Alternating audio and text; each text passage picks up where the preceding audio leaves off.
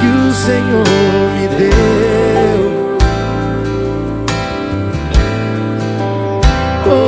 Obrigado, Deus, por tudo que o Senhor me deu.